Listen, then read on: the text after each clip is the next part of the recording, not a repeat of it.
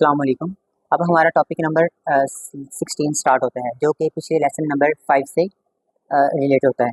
Last time हमने I think 5 phases पढ़े थे डिसीजन मेकिंग के। अब हम उन फेजेस को आगे मज़ीद थोड़ा सा एक्सप्लेन करेंगे और उनको रियल लाइफ एग्जांपल के बारे में पढ़ेंगे।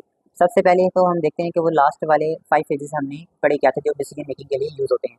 पहला हमारे पास आता है इंटेलिजेंस, दूसरा आता है डिज़ाइन, तीसरा आता है चॉइस, चौथा आता है इम्प्लीमेंटेशन, देन हमारे पास लास्ट पे आता है मॉनिटरिंग। इसके बाद अगर हम इसकी थोड़ी सी एग्जांपल्स को देखें तो एक मल्टीनेशनल कंपनी पाकिस्तान में है और उसने ब्रांचेस ओपन करने के बारे में सोच रही है। हर फेज़ में हमें देखेंगे कि क्या टिपिकल एक्टिविटीज़ होती हैं और अगर एक इंटरनेशनल कंपनी पाकिस्तान में ब्रांचेस खोलने का डिसीजन लेती है तो वो किस तरह से लेना चाहेगी। पहले नंबर पे हमारे पास आता है इंटेलिजेंट फेज़। इस फेज़ में इन्वायरमेंट को स्कैन किया जाता है ताकि प्रॉब्लम या अपॉर्चुनिटी आइडेंटिफाई हो। टिपिकल एक्टिविटीज़ में कंट्री रिस्क एसेस करना होता है कि कंट्री की क्रेडिट्स रेटिंग कितनी है, ट्रांसपेरेंसी लेवल यानी कि कितना खुला और क्लियर सिस्टम है, और करप्शन लेवल इसमें क्या होता है। ब्यूरोक्रेटिक सिस्टम चेक करना होता है, जैसा कि वन विंडो ऑपरेशंस अवेलेबल है या नहीं है, एसआरओ कल्चर मीन्स के स्पेशल रेगुलेटरी ऑर्डर्स हैं या नहीं है, गवर्नमेंट पॉलिसीज कितनी अच्छे से वर्क करती हैं, इम्प्लीमेंट होती हैं, लॉ एंड ऑर्डर की सिचुएशन क्या है और करेंसी एक्सचेंज रेट्स क्या होते हैं। एग्जाम्पल के लिए लाइक इंटरनेशनल बैंक से जब किसी नए मुल्क से आते हैं तो वो पहले एक्सपोजर एक्सेस करते हैं, यानी कि मैक्सिमम लिमिट सेट करते हैं कि कितनी ट्रांजैक्शन करें। इसके बाद हमें इसमें क्या क्या चीज़ें याद रखनी चाहिए और किस तरह के क्वेश्चन इसमें आ सकते हैं।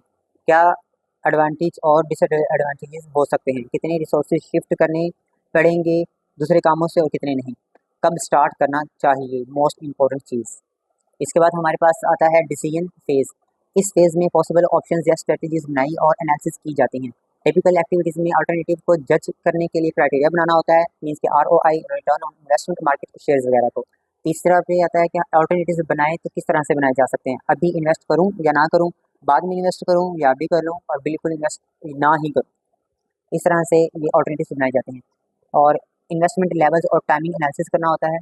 इन्फॉर्मेशन फ्लो बनाना जो कि डिसीजन मेकिंग में हेल्प करता है। फिजिबिलिटी स्टडीज़ प्रिपेयर करना होता है और डिसीजन करना कि डिसीजन कैसे लिया जाएगा, क्यों लिया जाएगा और कब लेगा। फोर्थ नंबर पे हमारे पास आता है चॉइस फेज़। डिज़ाइन फेज़ में जो अल्टरनेटिव तैयार किया जाएगा उसमें से बेस्ट चॉइस करना होता है। टिपिकल एक्टिविटीज़ में रिक्वायरमेंट इन्फॉर्मेशन गैदर करना होता है कि कितनी रिक्वायरमेंट्स रह गई हैं और कितनी रिक्वायरमेंट्स के मुताबिक इन्फॉर्मेशन कलेक्ट किया गया है।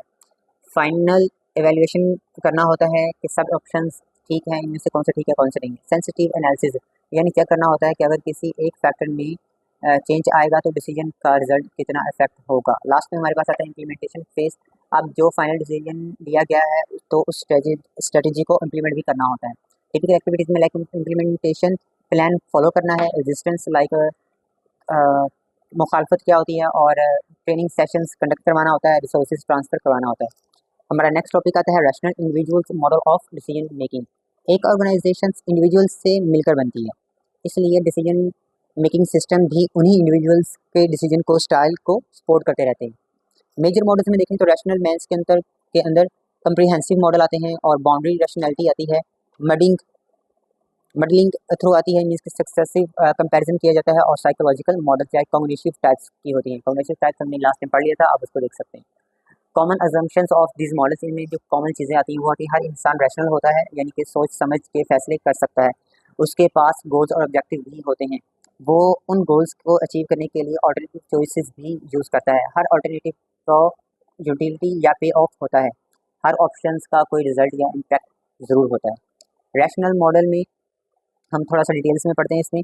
इस मॉडल में ये एज्यूम किया जाता है कि बंदा इतना रैशनल है कि वो हर ऑल्टरनेटिव को एक्यूरेटली रैंक कर सकता है, नहीं कर सकता, लेकिन रियल लाइफ में ये मुश्किल होता है। हर ऑल्टरनेटिव और उसका रिजल्ट का पहले से मालूम होना मुमकिन नहीं होता। इस मॉडल में परफेक्ट और कंप्लीट इन्फॉर्मेशन का होना ज़रूरी होता है जो रियल लाइफ में काम आती है। चांसेस और अनसर्टेनिटी के लिए जगह नहीं होती इस मॉडल में, जो कि रियल लाइफ का हिस्सा होती हैं। रैशनल मैन मॉडल की कुछ हम एग्जांपल देखें, जिसमें फार्मास्यूटिकल कंपनीज होती हैं कि लाइफ सेविंग ड्रग्स बनाने और टेस्ट करने में काम बहुत ही क्रिटिकल होता है। इसमें एक परफेक्ट डिसीजन लेना बहुत ज़रूरी होता है। इंफॉर्मेशन सिस्टम इतना ज़्यादा स्ट्रॉन्ग होना चाहिए कि स्लाइटेस्ट वेरिएशन भी मॉनिटर कर सके। आगे इमेन्यूएशन फैक्ट्री आती है, जिस लाइक बुलेट्स, मिसाइल और बॉम्ब्स का टेस्टिंग और क्वालिटी कंट्रोल हाईली सेंसिटिव काम करती हैं। स्मॉल एरर भी डेंजरस हो सकता है। सिलेक्शन और रिजेक्शन का प्रोसेस में हाईली सेंसिटिविटी का सिस्टम होना चाहिए। इसके बाद हमारा नेक्स्ट टॉपिक आता है बाउंडेड रैशनैलिटी मॉडल। ये मॉडल रैशनल मैन मॉडल को ही रियलिस्टिक और वर्जन में प्रोवाइड करता है। ये होता क्या है कि परफेक्ट डिसीजन लेना मुश्किल होता है, इसलिए लोग बेस्ट नहीं लेकिन काफ़ी अच्छे डिसीजन ले सकते हैं। लोग नया और अनसर्टन ऑप्शंस से घबराते हैं, इसलिए वो वही तरीके फॉलो करते हैं जो पहले से चल रहे हैं ताकि वो स्टैंडर्ड ऑपरेटिंग प्रोसीजर को फॉलो कर सकें। इसके बाद हमारे छोटा टॉपिक आता है जिसमें इंफॉर्मेशन सिस्टम का मॉडल लिया गया है, यानी कि उन सिस्टम्स को सपोर्ट करता है जो जल्दी और रियलिस्टिकली लिए जाते हैं। कॉमन और फिजिबल ऑप्शन दिखाता है कि डिसीजन लेना आसान है या नहीं है। एग्जाम्पल के तौर पर देखेंगे, अगर किसी ऑप्शन का फ़ायदा ज़्यादा हो और कॉस्ट भी बहुत हाई हो तो ऑर्गेनाइजेशन वो ऑप्शन नहीं लेती, उसकी जगह एक कम इफेक्टिव लेकिन सस्ती ऑप्शन ले लेती है। ये होता है कि satisficing instead of optimizing. Modelling through model, इसमें कुछ रियलिटी को और भी करीब से देखा जाता है, यानी कि इस मॉडल में डिसीजन स्टेप बाय स्टेप और ग्रेजुअली लिए जाते हैं। नई पॉलिसीज़ बनाने की बजाय पुरानी पॉलिसीज़ को थोड़ा मॉडिफाई वर्जन में यूज़ करके इसके डिसीजन बनाए जाते हैं। ये मेथड इंक्रीमेंटल डिसीजन मेकिंग के लिए होते हैं। इंफॉर्मेशन सिस्टम का मॉडल जो होता है वो नॉलेज बेस्ड सिस्टम में होना चाहिए जो कि पहले ही डाटा और एक्सपीरियंस को यूज़ करता है। इसके बाद हमारे पास आता है साइकोलॉजिकल या फिर कॉग्निटिव टाइप। हर इंसान का डिसीजन लेने का अपना तरीका होता है उनकी पर्सनैलिटी के मुताबिक। सब लोग वैल्यू मैक्सिमाइज करना चाहते हैं और लेकिन हर किसी का मैक्सिमाइज करने का तरीका अलग होता है। इसमें दो तरीके होते हैं जिसमें सिस्टमैटिक होता है और इनिशिएटिव होता है। हर चीज़ स्ट्रक्चर्ड मेथड से एनालाइज करके डिसीजन करना होता है जिसको सिस्टमैटिक कहते हैं, और इनिशिएटिव जो होता है वो ट्रायल एंड एरर या एक इंस्टिंक्टिवली डिसीजन लेता है। इसके बाद हमारा होता है कि इंफॉर्मेशन सिस्टम के लिए इंफॉर्मेशन सिस्टम को सिचुएशन के मुताबिक सिस्टमैटिक या इनिशिएटिव अप्रोच लेनी चाहिए। MIS मीन्स कि मैनेजमेंट इंफॉर्मेशन सिस्टम, और DSS decision support system generally systematic होते हैं। हेरिस्टिक या फजी लॉजिक यूज होती है इनिशिएटिव प्रॉब्लम्स में। Organisation model of decision making, जिसमें ऑर्गेनाइजेशन के डिसीजन मेकिंग इंडिविजुअल्स से थोड़ा अलग होता है। ये 3 मॉडल्स के ऊपर डिपेंड करती है। पहला हमारे पास आता है ब्यूरोक्रेटिकल मॉडल। ऑर्गेनाइजेशन SOPs यानी स्टैंडर्ड ऑपरेटिंग प्रोसीजर जो होते हैं वो इसको फॉलो करते हैं। नया और रेडिकल चेंज अवॉइड करने किए जाते हैं, जिसमें पुरानी चीज़ों को यूज़ किया जाता है, पुराने एक्सपीरियंसेस को और पुरानी प्रॉब्लम्स को। हर डिसीजन यूजुअली पहले से डिसाइड तरीके से ही होती हैं। और उसके बाद हमारा आता है पॉलिटिकल मॉडल लाइफ के एम्पायर बिल्डिंग। मैनेजर्स या लीडर्स अपना इन्फ्लुएंस बढ़ाने के लिए डिसीजन लेते हैं। डिसीजन मेकिंग होती है पावर और इंटरेस्ट के बेस के ऊपर, ना कि लॉजिक के बेस के ऊपर। इंपॉर्टेंट एम्प्लॉइज़ के ऊपर पावर होल्डर्स का इन्फ्लुएंस ज़्यादा होता है। हमारा नेक्स्ट टॉपिक आता है गार्बेज कैन मॉडल। इस मॉडल के मुताबिक ऑर्गेनाइजेशंस के जो डिसीजन होते हैं वो स्ट्रक्चर्ड नहीं होते, रैंडम या एक्सीडेंटल तरीके से डिसीजन लिए जाते हैं।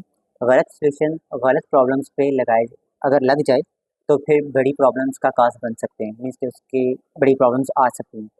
इंफॉर्मेशन सिस्टम्स के हमें क्या सीखना चाहिए, जिसके इसको इस तरह से बनाना चाहिए कि वो रेलिवेंट डिसीजन सपोर्ट सिस्टम करे, ना कि रैंडम या अनरियलिस्टिक डिसीजन करे।